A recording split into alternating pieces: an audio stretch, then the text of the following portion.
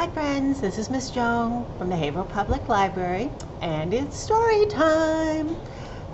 Are you guys ready to do our story time song, just the way we always do? All right, let's go. Hands go up and hands go down. I can turn myself around. I can stand up on one shoe. I can listen, so can you. I can sit, I'll show you how. Story time is starting now. Great job, everybody. Someday maybe you'll get to come back here and do it with me at the library, huh?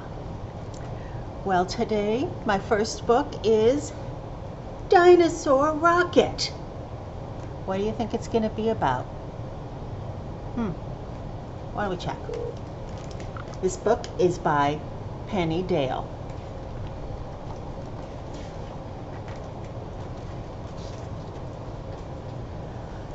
Dinosaur Rocket waiting on the launch pad.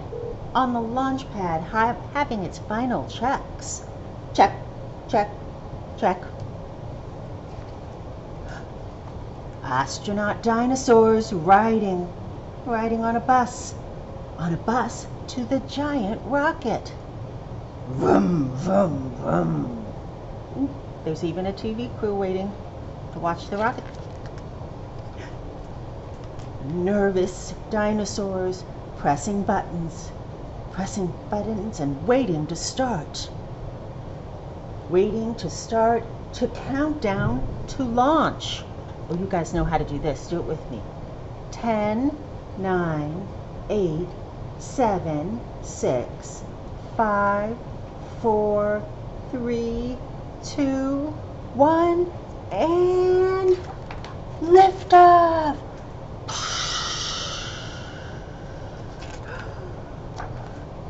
Dinosaur rocket roaring and thundering into space. Into space, zooming faster and faster. Zoom, zoom, zoom. Where's it going? You guys know? Excited dinosaurs whizzing onto the moon in their dinosaur buggies. Vroom, vroom, vroom. Oh, they look like they're having a lot of fun, don't they? Proud dinosaurs posing with their flag, the flag of the first dinosaurs on the moon. Flash, flash, flash. The camera's going off. Ooh. Quiet dinosaurs stopping to look at their planet so blue and so far away. Home, home, home. That's what Earth looks like from very far out in space. Happy dinosaurs blasting off into space, and on their way home. Bye, bye, bye. Hero dinosaurs splashing down, safe and sound, back on Earth. Hooray, hooray, hooray! The end.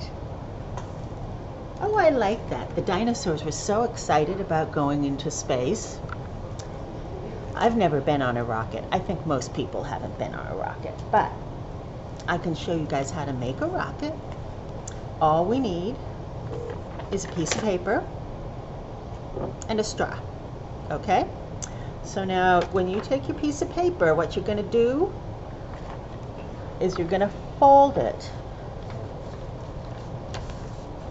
so that it makes a nice long triangle like that, see?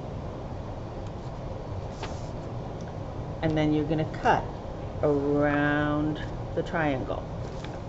Okay,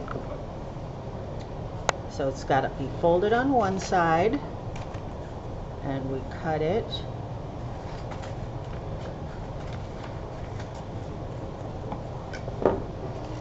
All right? Now, here's what I want you to do. Want you to take your straw and you're going to put it about halfway up here like this. And you're going to draw a line around it. This is kind of hard to do.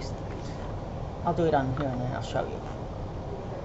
Maybe your mommy or daddy can help you.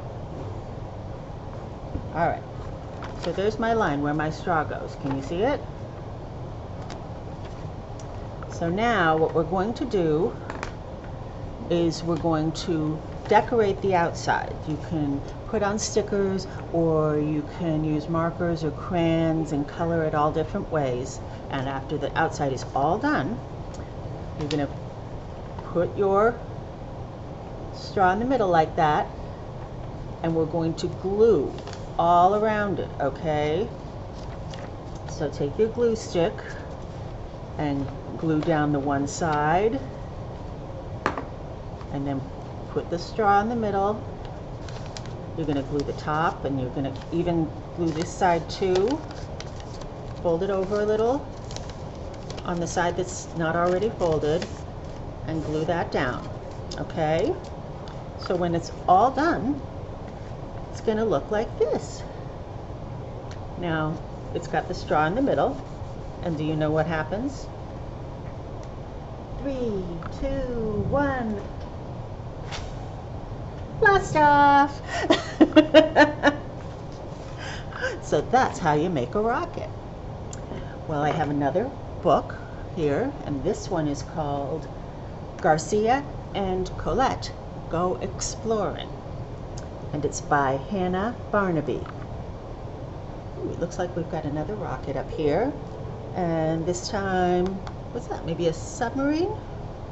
Let's see. Garcia and Colette were having a disagreement. Space, said Garcia. Sea, said Colette. She means the ocean. Stars, said Garcia. Sand, said Colette. There was only one thing to do. I will build a rocket, said Garcia. I will build a submarine, said Colette. And at the same time they said, and I will go exploring. Oh my goodness, they gathered all their materials and got to work. Oh, they're hammering and drilling and gluing and painting.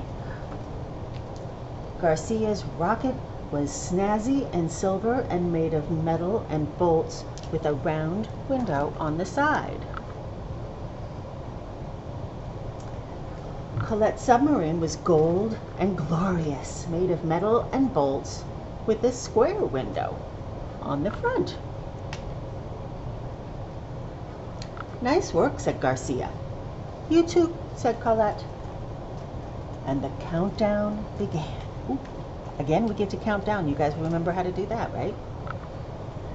10, 9, 8, 7, 6, 5, 4, 3, 2, 1, 0. Blast off! Colette watched Garcia's rocket lift quickly into the sky. Showy, she thought, but the blue flames trailing behind it were quite beautiful.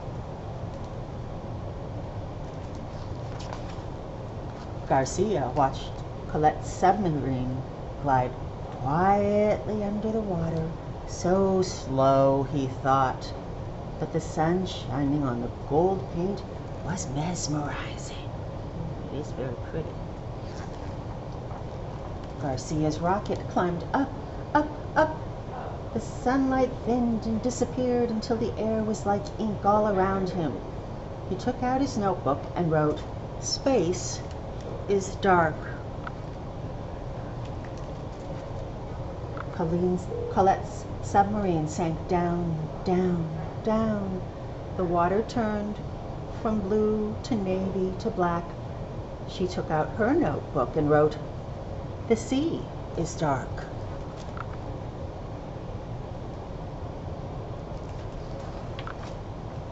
Garcia passed the moon. He looked out his round window and observed the stars. "Space is beautiful," he said. Colette floated over a coral reef. She looked out her square window and noticed exotic fish and creatures glowing like lanterns. "The sea is beautiful," she said.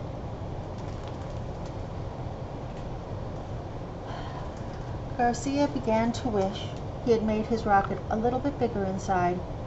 He wanted to put on his lovely hat, but he couldn't take his space helmet off.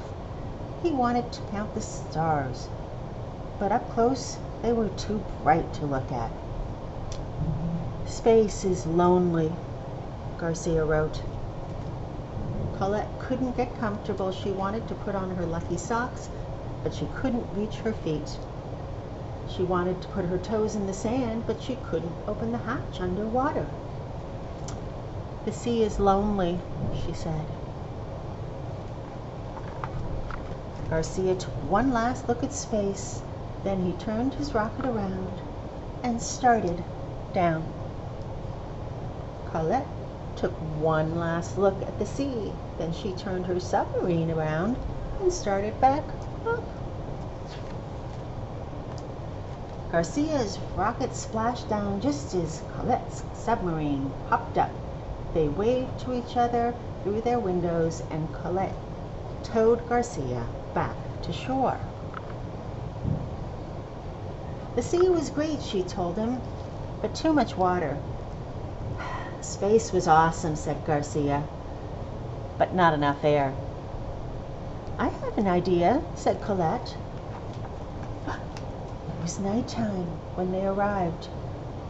There was sand beneath their feet and stars over their head. There was darkness and quiet all around them. "Desert," they said together.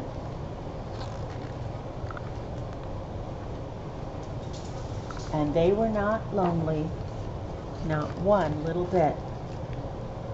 "Well, this is cool. It has sand like Colette likes and stars like Garcia likes." Well, those are my books for today, friends. I hope you had a good time, and I hope I'll see you next time. Have a great day. High five. Bye.